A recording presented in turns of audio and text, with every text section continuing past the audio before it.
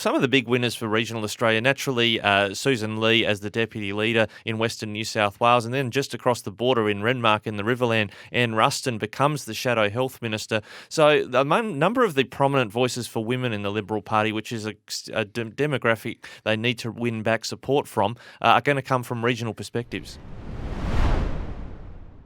Our morning show today, and we take a look at the makeup of the Shadow Ministry. And Peter Dutton, who is the new leader, has chosen his front bench and his outer ministry. With me is Rikki Lambert. And Rikki, a very interesting weekend for Peter Dutton as he's looked to reward some perhaps that have been supporters of him and others that are losers out of this new Shadow Ministry. There's a lot of elements here, Wayne, where there's been a makeover, and not only at the Liberal end but the National Party end as well. We'll pick our way through it, but Peter Dutton, interestingly, no portfolios for himself. He's simply the opposition leader. He'll leave maybe the heavier lifting in terms of the detail to others, but he'll do all of the talking points, I imagine.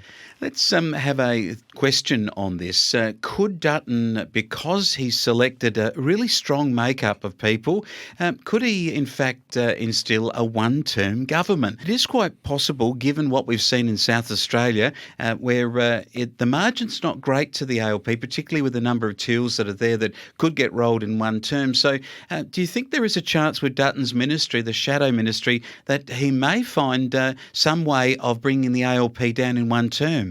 Well, it wasn't a resounding success for Labor in terms of their primary vote at the election. They are certainly within striking distance. In fact, I spoke with Liberal Senator Alex Antic, and that'll be on the podcast soon for Flow News 24, about just how close the Liberals might be to win. And really the challenge for both major parties is to re-engage with voters and bring them back to voting for them, because these independents that have won inner city seats, the risk for Dutton is if the Liberal Party can't win those seats back, like Josh Frydenberg's former seat of Kooyong, they're going to be in a minority situation negotiating with basically Greens in inner city seats to form government. So some really challenging work, a long time until the next federal election for Mr Dutton to pick the right causes and to win people back to their brand.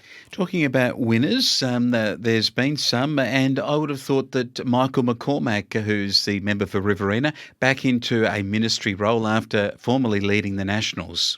Yeah, Michael McCormack is for Pacific and those sorts of affairs on the nearer Australian neighbourship front. It's just interesting that he's been brought back into the Shadow Ministry. I think he would have been... I don't think he put his hand up. I think he's been asked to just take a leadership role in that sort of area. But some of the big winners for regional Australia, naturally Sussan as the deputy leader in Western New South Wales, and then just across the border in Renmark in the Riverland, Anne Ruston becomes the Shadow Health Minister. So a number of the prominent voices for women in the Liberal Party, which is a demographic they need to win back support from, are going to come from regional perspectives. And of course, 10 women in the Shadow Ministry, 24 of those people named, 10 ladies. And in that context, who are the winners amongst the women? Well, I think there's also Bridget McKenzie, who's become the Shadow Minister for Infrastructure and Transport. That was a role previously held by Catherine King, who we spoke to regularly, the member for Ballarat in Victoria. So they'll probably be in opposites to each other. And Catherine King had a lot to say about the Nationals' pork barrelling electorates with the Building Better Regions Fund. Will Labor try and return serve with their own version of barrelling? We'll just have to wait and see. But there will be some prominent women debating some of these big topics, especially for regional Australians. And one of them, Anne Webster, who is the member for Mallee in one of our broadcast areas, getting a assistant regional affairs under Bridget McKenzie. That's a good promotion for her in her second term. Well, she put her hand up to run for deputy leader with no great expectation she'd win it, but she put her hand up that she's done her sort of apprenticeship and deserved a role. Lots of Nationals got roles, but I think the significant thing with the Nationals, Wayne, we've got to look at water, with Perrin Davey, their deputy leader, a New South Wales senator, taking charge of water, but maybe with a more southern New South Wales perspective, which would be healthy for downstream communities. But in the environment, supposedly, according to the Labor Party Deputy Leader Chris Bowen, the climate wars are over. Or are they? Jonathan Duniam, the Tasmanian Conservative Liberal Senator, is the new Environment Minister. He'll go head-to-head with the Greens, not just on environment, but on forestry and fisheries as well. Yeah, the split with agriculture in the opposition side is an interesting one. There are some losers. Barnaby Joyce is one of them.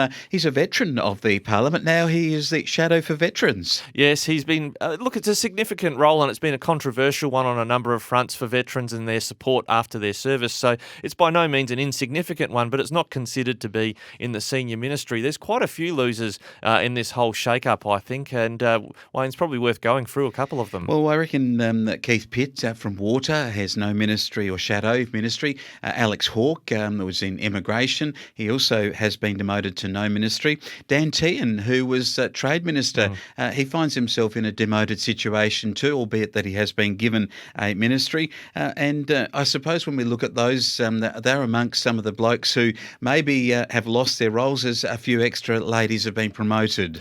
Yeah, I think that's right. Kevin Hogan with the Nationals has come back up through the ranks, and now he's got a ministry as well taking over. So I think that there's some significant changings of the guard, probably a few who are being tapped on the shoulder like Barnaby Joyce in effect to say, you're not coming back into the ministry. You've got this responsibility, but your time is done. I don't think they'll have by-elections. I think Scott Morrison will probably trigger a by-election in the seat of Cook.